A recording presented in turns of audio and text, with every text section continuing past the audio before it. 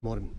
We are in a climate emergency and people are more aware of the need to consider the flights they take and opt for low carbon alternatives if they can.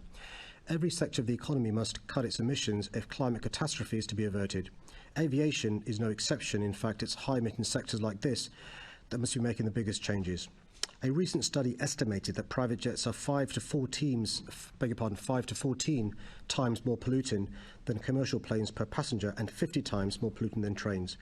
They are also used by an incredibly small number of people, usually the most privileged people in our society. Those users are in a position to make choices for or against our planet. I was surprised that the Prime Minister took private jet trips costing the taxpayer almost £500,000 in just over a week last year, churning out toxic emissions. Last week he took a private helicopter to Southampton and back to visit a pharmacy, a journey that would have taken him an hour and 15 minutes each way by train. This is not the action of a net zero leader. The UK tops the league table for private jet journeys in Europe, with a flight taken off every 6 minutes in 2022. These private jets are the preserve of the super rich and have increased in numbers in recent years. This needs to be rapidly reduced if we're serious about tackling climate change. Frequent air travellers should consider firstly whether a particular journey is needed at all, and if so, to take the lowest carbon options wherever possible. In Europe, high-speed train connections exist on 70 to 80% of the top 10 most popular private jet routes. While I have no powers to regulate private jets or air travel more generally, I can and have objected to expansion at London's airports, as it would increase the number of flights at a time when we should be encouraging people to take more sustainable alternatives. For private jet users, including the Prime Minister, there are always lower carbon alternatives. If he feels those alternatives are not acceptable, he's in the fortunate position to be able to fund the infrastructure needed to get people where they want to go in a more sustainable way. Thank you. London is Europe's private jet capital, and these are really bad both for air pollution and for carbon emissions. In fact, if someone flies to the south of France and back on a return trip, they are emitting more carbon, or can be emitting more carbon, than an average Londoner in an entire year. Now, 17,000 private jets landed in the GLA area, took off and landed in the GLA area last year alone, so that's not even including Gatwick, Stansted and Luton. Now, I've heard you condemn the Prime Minister, and I agree with that entirely, but would you condemn all private jet use? Just to amplify your point, of the most popular routes in Europe, the three most popular all fly from London. One to Paris, one to Nice, one to Geneva.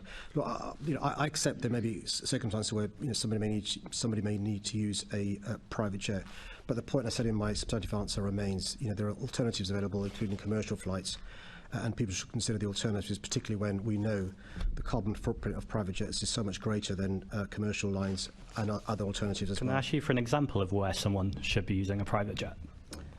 A private jet to London to Paris. The Eurostar is fantastic.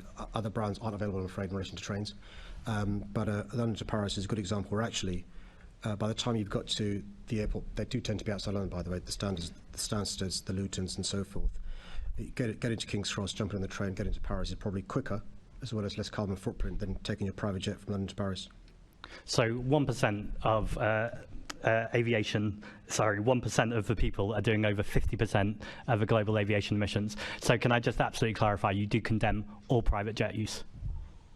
No, I think I just said I can appreciate there may be exceptional circumstances. What would be an exceptional circumstance? I mean, if we're condemning the Prime Minister, that's a fairly important job, and I agree with that. What would be the exceptional circumstance where someone needs to take a private jet rather than take the Eurostar, for example? Well, there could be exceptional circumstances because of a time of day where the person's got to get to a destination for something that can't be met by commercial So airline. the time of day is more important than the climate emergency? Well, we're given hypotheticals, for example. Well, no, it's not hypothetical. Yesterday, the scientists said that we're going to breach 1.5 degrees. That's not hypothetical. So why should anyone be using a private jet use when we're in a climate emergency? And we're rightly asking people to change their travelling habits in London. Should we not be asking the super rich to change their habits and not use private jets? Yeah.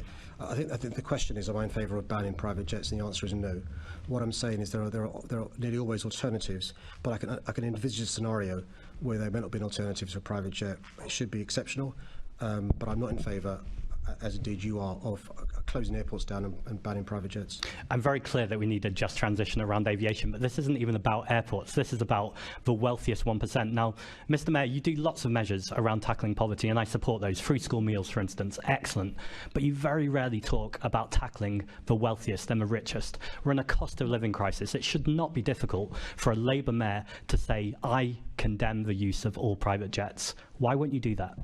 I've been quite clear in my answer. I'm happy to read it out again in relation to my views on the use of private jets, what I'm unwilling to do. I think you've been very clear that you stand with the 1%, Mr. Mayor.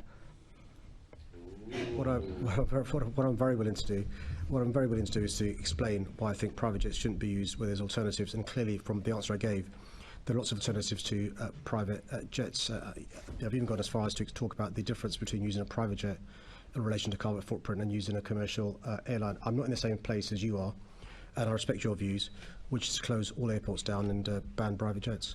That is not my view, but I would ban private jets within a second. I've heard you very clear. The answer is very clear. The 99% of Londoners will have heard the Mayor's answer very clear. Thank you.